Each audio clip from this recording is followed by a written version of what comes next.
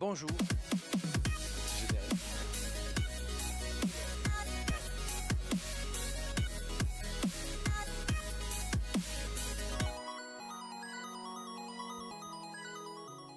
Nous sommes au Salon des entrepreneurs de Marseille pour la 3e édition et j'ai le plaisir de recevoir Olivier Torres. Bonjour. Bonjour. Vous êtes le président fondateur d'Amaroc. En quelques mots, qu'est-ce qu'Amaroc ? C'est un observatoire sur la santé des entrepreneurs.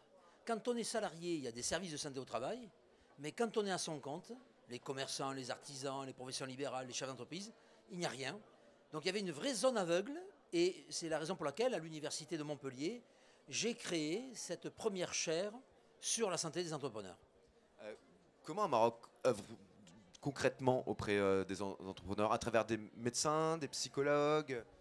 D'abord à travers des chefs d'entreprise, eux-mêmes premiers concernés, oui. que En les nous, mettant en relation que nous avec suivons avec mon équipe de l'université. Nous les interrogeons tous les 2-3 mois. On relève tout un ensemble d'indicateurs sur leur santé au travail, sur ce qu'ils vivent en tant qu'entrepreneurs. Et puis après, ça nous permet de tester des modèles. Et ça nous permet de faire avancer la question de la santé des entrepreneurs et peut-être demain de reconnaître ce sujet comme un vrai sujet d'intérêt général. Selon vous, c'est bénéfique pour la santé d'entreprendre? Alors, je dirais qu'être entrepreneur, ça commence par une phrase que j'ai entendue des centaines et des centaines de fois, c'est « j'ai pas le temps d'être malade ». C'est-à-dire que la question de la santé des entrepreneurs, ça passe par un déni, que ce soit des hommes ou des femmes d'ailleurs. On commence toujours par dire « j'ai pas le temps d'être malade » ou alors « je ne tombe malade que quand je suis en vacances ». Donc du coup, je prends plus de vacances.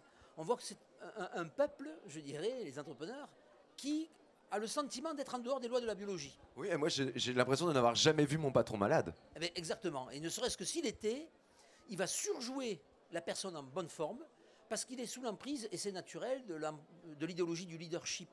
Et quand vous vous voyez comme un leader, il n'y a plus d'espace pour exprimer une faiblesse. Voilà.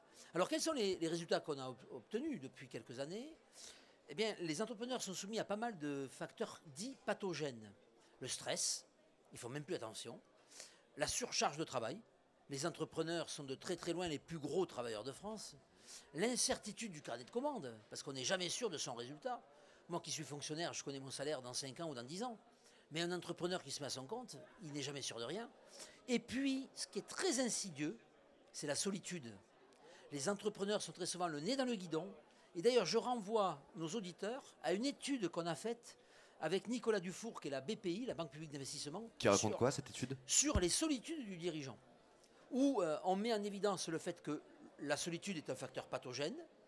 J'ai même mis en évidence que 15% des dirigeants de PME sont en risque d'épuisement professionnel. On parle beaucoup du burn-out pour les salariés. On a complètement oublié d'étudier les risques de burn-out pour les chefs d'entreprise. Ça arrive? Ben, bien sûr, ça arrive.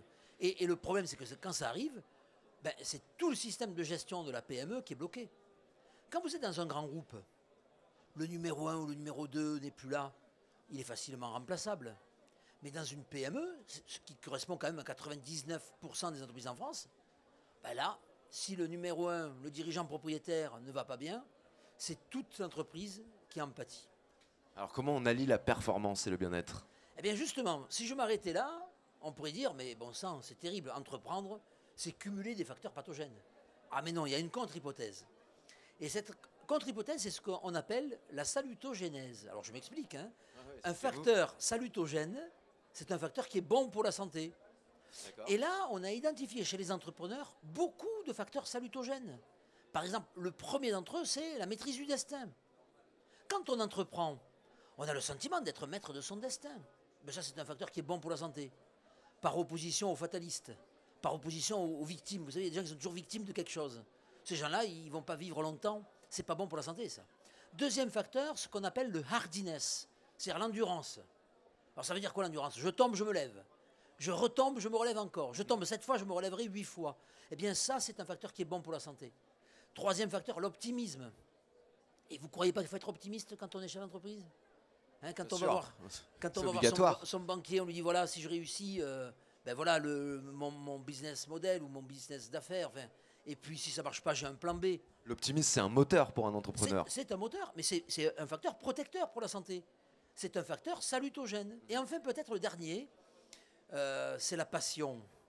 La passion. Alors la passion du Christ, c'est pas très gai, Mais la passion de l'homme qui est dans un projet, ou de la femme qui est dans un projet, il est porté, un peu comme l'homme qui porte la pierre. Le premier dit la pierre est lourde, et le deuxième donne le sentiment que la pierre ne pèse plus rien parce qu'il vous dit qu'il va construire une cathédrale.